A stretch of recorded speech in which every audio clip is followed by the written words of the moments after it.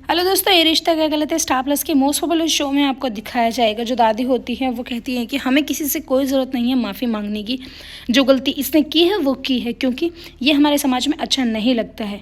तभी अक्षरा जो होती है वो कहती है कि बुआ दादी ये चीज़ आपको समझनी होगी। वो सिर्फ उनको आशीर्वाद देने का तरीका सबका अलग अलग होता है। कोई सिर पे हाथ धर के आशीर्वाद देता है तो कोई खुशी में गोदी उठा के आशीर्वाद दे देता है। ये इनके कोच है। बुआ दादी जो होती हैं वो सभी के कहने पर वहाँ से माफ़ी मांग के चले जाती हैं। कहती है कि चलो जी हमें माफ़ करो। फिर उसके बाद कोच जो होते हैं वो सभी से हाथ जोड़ के माफ़ी मांगते, कहते हैं कि प्लीज़ हमें माफ़ करो, क्योंकि मेरी वजह से आप सभी का मन जो है वो परेशान हो गया, आप सभी जो है वो उदास हो गए। कोच सर जो होते हैं सभी के आगे हाथ जोड़ के खड़े हो जाते हैं। फिर उसके बाद सभी परिवार वाले जो होते हैं वो एक एक करके हाथ जोड़ते कहते हैं कि आप हमारे गुरु हो, प्लीज़ आपकी मतलब हम लोगों की वजह से आपको प्रॉब्लम हुई, इसलिए प्लीज़ आप हमें माफ़ कर दो। बुआ दादी जो होती है वो कहती हैं कि हाँ हाँ चढ़ा लो इसे सर पे, ऐसे माफ़ी मांग रहे हो इससे जैसे ये तुम्हारा मेहमान हो। तभी तारा के दादाजी जो होते हैं वो कहते हैं कि हाँ ये मेहमान ही तो हैं, हमारे गांव के मेहमान हैं, हमारे घर के मेहमान हैं, इसलिए भगवान के समान होते हैं जो मेहमान होते हैं, हमें उनकी ऐसी बेइज्जती नहीं करनी चाहिए।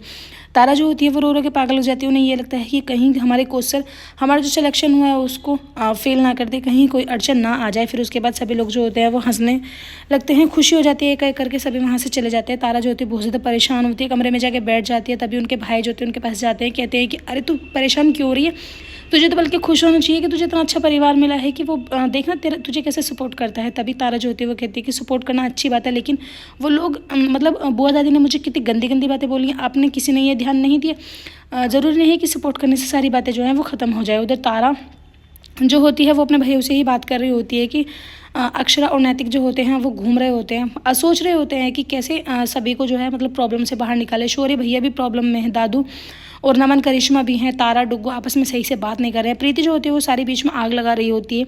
वो बार बार तारा को यही भड़का रही होती है कि कोई भी तेरा साथ नहीं देगा, देख लेना तो चौका चूल्हे में ही अलझ के रह जाएगी। नक्श होते हैं वो आके भड़कने लगते हैं, कहते हैं कि जब बुआ दादी को इतनी प्रॉब्लम है तो वो अपने घर क्यों नहीं जाती है, अपने घर चली जाए ना।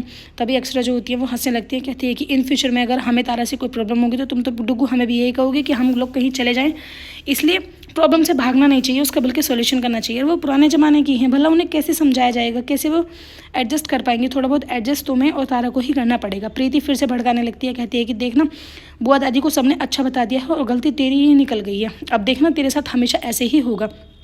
मिस्ट्री जो होती है वो बुआ दादी से कहती है कि जाओ अब हम तुम्हें नहीं रोकेंगे, हर बारी मैं तुम्हें यहाँ रोक लेने नहीं आऊँगी, ये लो पानी की बोतल, तुम्हें रास्ते में प्यास लगे तो पानी पी लेना। उधर तारा जो होती है वो परेशान होती है, नक्श उनसे मिलने के लिए जाते हैं, कहते हैं कि क्या हुआ तारा, पुरानी बातों को तुम क्यों याद कर रही हो, जो हुआ उसे भूल जाओ ना, अब इन फ्यूचर में अपने शादी की तैयारी करो और फिर मेरे साथ कैसे तुम्हें जीना है उस चीज़ के बारे में सोचो। तारा जो होती है वो कहती है कि हर बारी हम ही क्यों हर चीज़ के आगे झुके।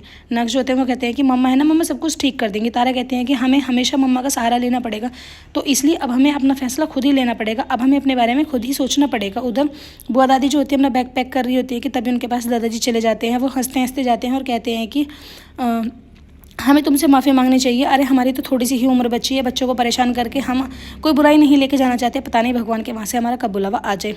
उधर तारा जो होती हैं वो अपनी सारी बातें बता रही होती है नक्श को कि तभी उनकी मम्मा का फ़ोन आ जाता है। वो कहती है कि बुआ दादी जो है वो मान गई हैं, आप जल्दी से आ जाओ। नक्श जो होते हैं फिर बीच में आधी अधूरी बात छोड़कर चले जाते हैं। तारा इस बात से और ज़्यादा नाराज़ हो जाती है। प्रीति उसके पास आती है, कहती है कि देखा नक्श ने ठीक से बात नहीं करी ना तुझसे, अरे तुझे हिम्मत करनी होगी, अपनी सारी बात बतानी होगी। वो कहती है कि सोल्यूशन क्या होगा, कहती है सोल्यूशन वही है जो मैंने तुझे बताया है, तुझे हिम्मत करके नक्श के कानों में ये सारी बातें डालनी होगी कि तू शादी के बाद क्या चाहती है। उधर मिस्ट्री जो होती है वो कुहू के बारे में बुरा भला बोल रही होती है, कहती है कि ये बैड गर्ल है, जहाँ भी जाती है मासूमियत ही छा जाती है। मम्मी बोलती है कि सब बैड हो जाते हैं वहाँ पर जहाँ पर ये जाती है। अक्षर जो होती है वो कहती है कि नहीं ऐसी कोई बात नहीं है। तभी बुआ दादी जो होती है वो कहती है कि ज़रूर तुम लोग कुछ ना कुछ छुपा रहे हो, मेरी समझ नहीं आता कि आखिर इस बच्ची की माता पिता इसे लेने क्यों नहीं आती हैं और ये यहीं पटक के रखी है। तभी शौर्य जो होते हैं वो हिम्मत करते हैं, क्योंकि उन्हें बर्दाश्त नहीं होता कि उनकी बेटी की कोई इंसल्ट करे। वो सभी के सामने कह देते हैं कि कुहू जो है मेरी बेटी है। तभी बुआ जो होती है वो कहती है कि अरे लल्ला तूने ये कितनी बड़ा पाप कर दिया, ये तो तुमने बहुत बड़ी गलती कर दी। सभी जो होते हैं सन रह जाते हैं ये सच्चाई सुनकर।